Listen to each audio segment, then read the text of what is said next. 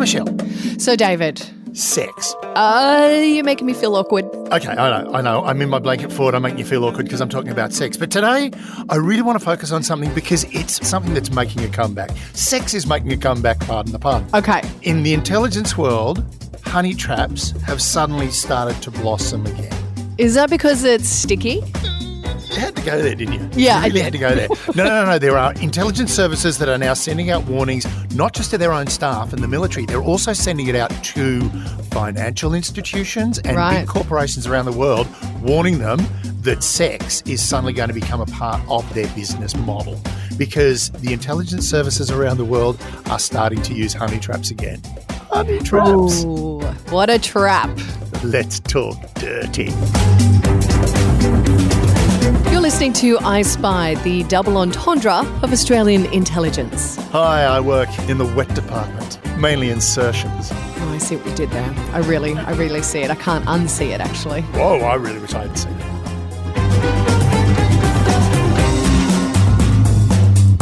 Hello and welcome to I Spy. My name's Michelle Stevenson. I'm here with David Callan, who is... He's feeling filthy now. I'm feeling filthy now. And he's also in his blanket fort, which means he's incredibly far away from me, which I'm kind of happy about considering the subject matter that we're discussing today. We're talking honey traps, all right? And now the interesting thing about honey traps are they're as old as intelligence is. And, I mean, there's the classic comment that intelligence is the second oldest profession in the world and, prostitution is the oldest profession in the world. So when you consider that they're so close together, it's hardly surprising that they come together now and then. Again, pardon the pun. This episode is going to have so many bad puns, this one. So many double entendres, I can't even, I'm so excited. Oh, yes, double entendre to the max. Now, a honey trap is an operation where an agent enters into a romantic or sexual liaison with the target with the aim to leverage that relationship to coerce the target to disclose classified material.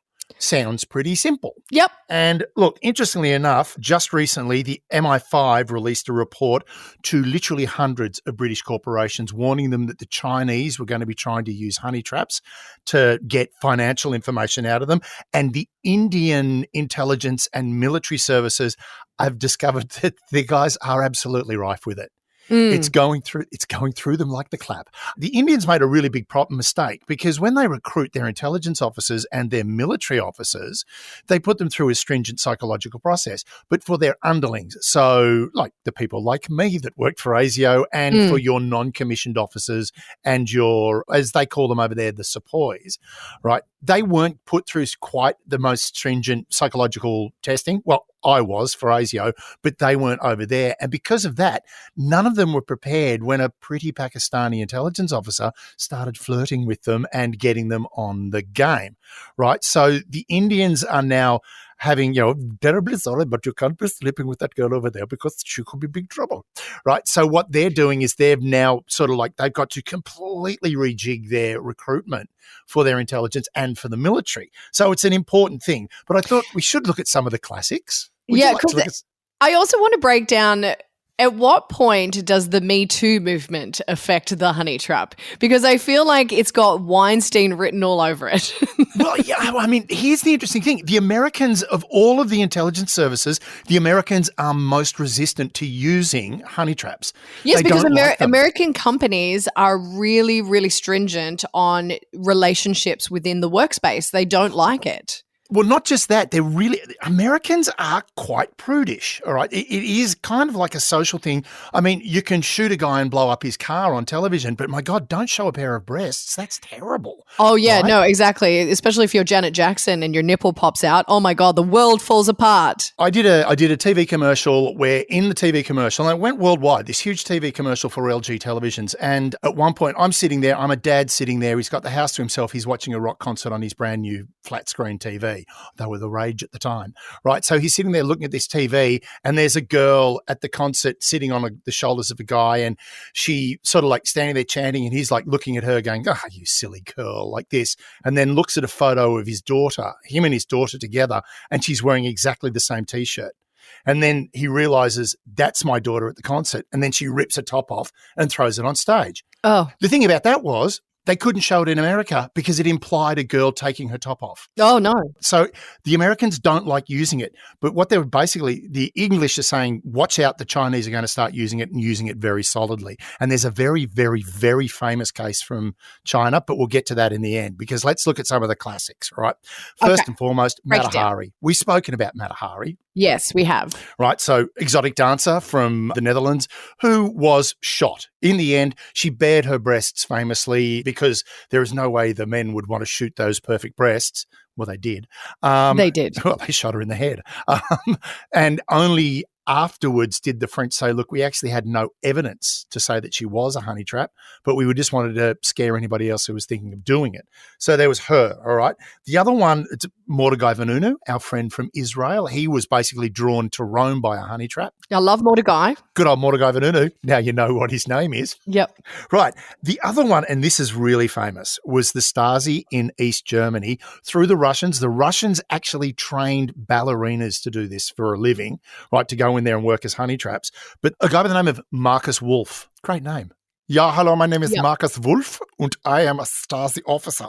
Right, so basically he put together a gang of what he called Romeo spies and he sent them over to West Germany and they basically, their job was to infiltrate the West German government and their allies by starting relationships with the women that worked in those organizations. So the secretaries, to the point where the Stasi had a honey trap working with the secretary of the Chancellor of West Germany, right? That's a pretty powerful position to hold. Yeah. Right? Now, the whole thing was they basically got in there and like they had a woman working in NATO, in the NATO nuclear deployment section, who was in love with one of these guys. And, you know, they'd show up, they'd find this lonely woman who really didn't have a lot going on in her life and basically sweep her off her feet to the point where one woman who was they showed her that this guy's an ex-Stasi or is a Stasi officer. And she turned around and went, no, impossible, he loves me. She was utterly convinced that this man loved her to the ends of the earth and would never do something like that to her, even though she did.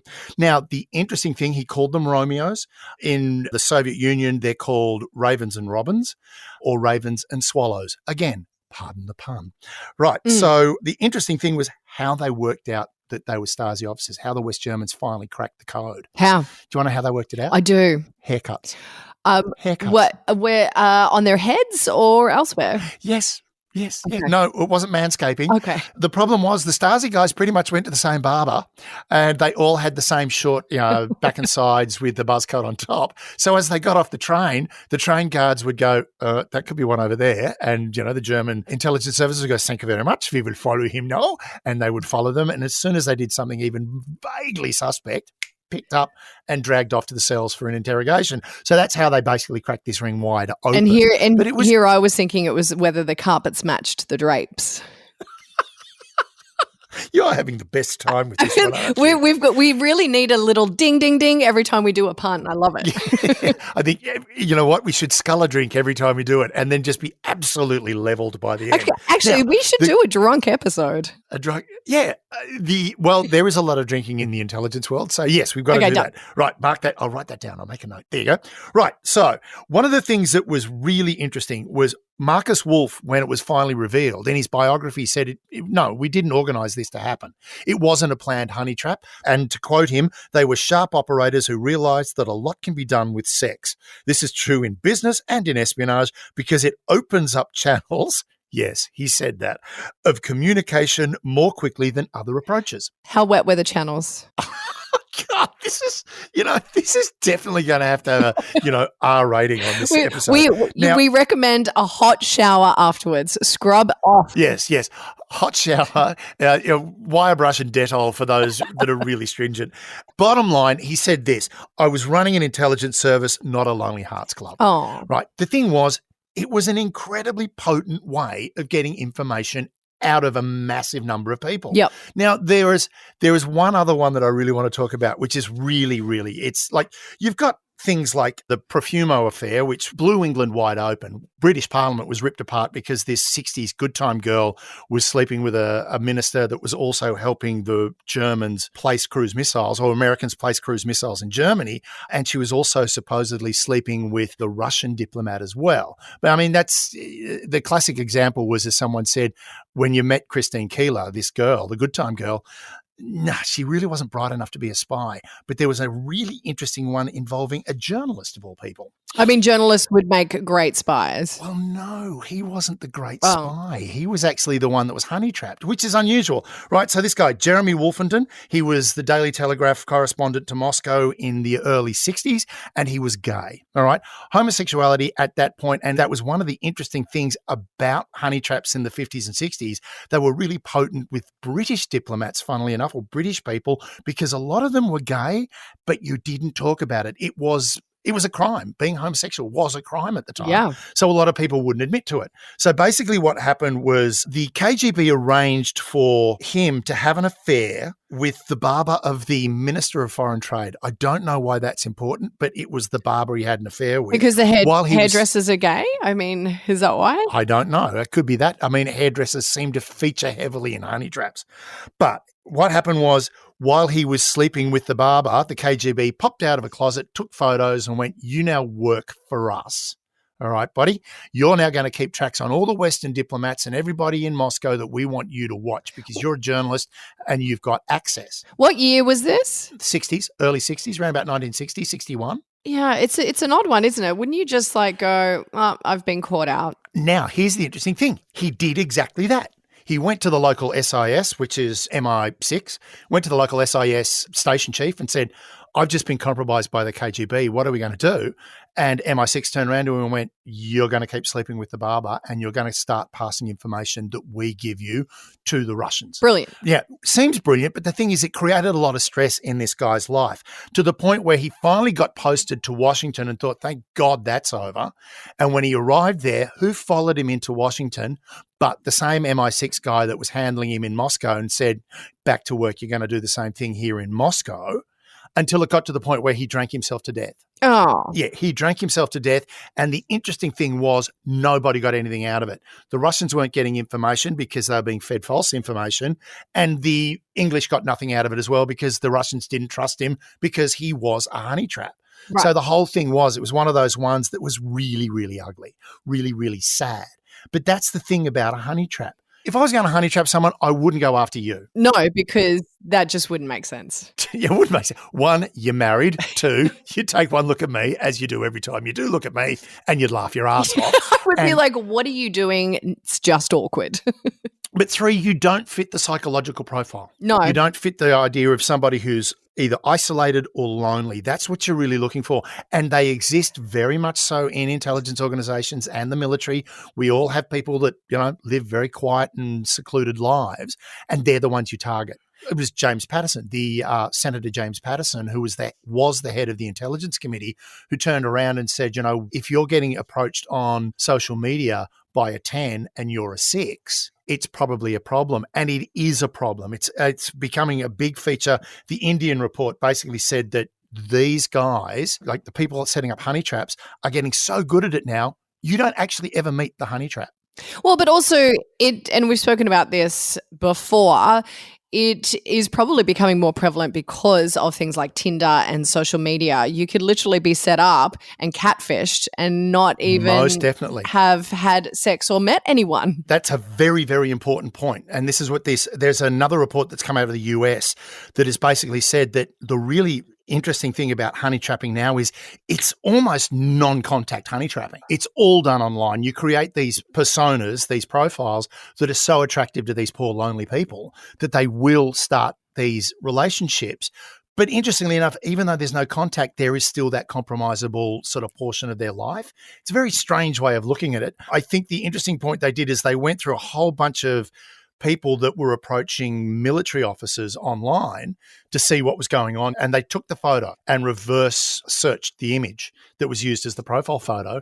And they almost all turned out to be Russian models. Yeah. Right. They were all stock images. So the whole thing is, this is the big thing with honey trapping now, is it's literally gone virtual. Well, which I mean, I think is sad. But also, you know, at the moment, we've seen a great influx in people getting scammed as well, particularly online. It's a similar scenario where people are getting catfished and they believe that they're in some kind of relationship when they're not, and they will give them money. But, you know, in the other world, in our security world, they're handing over secrets. So it's a scam. It's a form of catfishing. It makes absolute sense because we're all digital and online, and people are feeling a little more lonely. I reckon more spies need to get out and meet people. Well, the interesting thing about that is the spies that I hung out with, there weren't a lot of lonely guys living in basements. They were exceptionally social. Right. Right. But if you go back to our little bite-sized episode, I think it was from last week, about, you know, how not to get recruited at a cocktail party.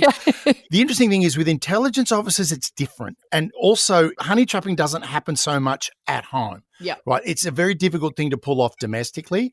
It's very easy to pull it off when someone is overseas. You're new to the embassy. You don't know anyone. You're a bit awkward. You don't know what's going on. You go to a cocktail party. Someone approaches you, maybe a pretty secretary from another embassy. And then suddenly you're in a relationship with somebody, and that starts to pull you out and into the honey trap. I mean, for me, the interesting moment was when, you know, I had that little fling with the CIA Station Chief Secretary. And when I told work, they went, no, it's fine. Keep going. Where I would have expected them to go, no, back away, find a reason to end it. Are you in love? Not really. Then don't go any further. Yep. They basically went, whatever, keep going. It's no problem for us. If you hear anything, which was like, yeah, right, she's going to tell me. I mean, the classic example, and it comes from the Christine Keeler thing, when Ivanov, the Russian diplomat involved in the Profumo affair, when he was asked about it, he had a great quote. "It is ludicrous to think that Christine Keeler could have been said to John Profumo in bed one night, 'Oh, by the way, darling, when are the cruise missiles going to arrive in Germany?'" Right? Yeah. Good point. Only thing is, if she turned around to Profumo and said, "When are you going to Germany again?" And he says, "Oh, darling, I'm going in the next few weeks," right? That is intelligence that the KGB can work on, because immediately they say, right, Profumo's going to Germany. Okay, we now know that he's over there for official meetings. We can start putting a tail on him or track him or do whatever they do, right? So this was the thing, is pillow talk, while it may seem innocuous, can be exceptionally dangerous, because it can just give like little bits and pieces. As we've said, you know, the whole idea of intelligence is it's a jigsaw puzzle, and little pieces help create the big picture. Now, there is one very famous, though not a lot of people know about it, but it is very, in the industry at least, it's an exceptionally famous honey trap of a male opera singer who had a 20-year relationship with a male French diplomat, including having a child. What? And getting married. Yeah. You're going to love this. Okay. All right. Oh my God, you've hooked me already. I know. You're absolutely locked in. We are looking at, and you got to feel sorry for these guys. You really do. It's pretty sad. All right. This is the story of Je Paie Peu. Say it to you with you. Seriously, that is the name. Okay. Je Paie Peu. Je Paie Peu. Right. He was an opera singer in Beijing who had one of the most intricate and inexplicable honey traps in intelligence history. She met Bernard Boursicot. Now, Bernard Boursicot was an accountant who worked in the newly opened French embassy to Beijing, right? Everyone had only just started with their diplomatic relationships after this in the 70s, after Nixon had gone to China. Everyone started opening embassies. Now, there was a famous play called M. Butterfly on Broadway, which is about this story. Well, part of the story. It doesn't reveal all of it. But in it, Boursicot is regarded as this high-level diplomat. He wasn't. He was a dropout who basically managed to get a job in the foreign services in France and was was sent over to Beijing. Now, he'd never been with a woman before. Right. Had Paul Bernard. Bernard had never been with a woman. He'd only slept with schoolmates at his all-boys school. So basically he decided when he got to China, I'm going to get a woman. And then he met this very nice young chap who was guiding him around Beijing and teaching him the ways of Mao. And so he learned basically what it was like to live in China. And then the guy turned around and said, look, I've got a confession to make. I'm actually a woman. I've had to pretend I'm a man because if my mother didn't give birth to a son, my father was going to divorce her and take a third wife. So I'm just pretending to be a woman. Would you like to go out with me? And they started going out together and they slept together. Now, this was the big mystery. How did they do it? You're just looking at me through your camera like going, is this for real? This is totally for real. I'm so confused. So she was a man who had convinced him that she was really a woman, but was a man. So then how... I mean, there is something I want to say here, but I think it might push our rating into the X rating. Oh, yeah, okay. No. It wasn't like that. Okay. Right? No. The thing was, said to Bernard, I'm very shy. So they always made love when the lights were out and very quickly. Right? Yes, but like where did they make love? Where did it go? Had a trick of tucking his penis into his scrotum and then squeezing his thighs together very tightly. So basically, remember, Bernard had never been with a woman before. Oh my God. So basically, it was very quick, very perfunctory, as even Bourasco said himself. It was very, very perfunctory. It was very quick. Right, I thought that's what it was until he started seeing real women when he got back to France. The thing was, he maintained this relationship while he was back in France, and he was also passing secrets to Shi to maintain the relationship. Right, so the Chinese were taking intelligence from him. Nothing important. He never betrayed France, funnily enough. He never gave away French intelligence. He just gave away second-hand intelligence, like reports from the Americans, reports from the Americans on what they were doing in Vietnam, stuff like that.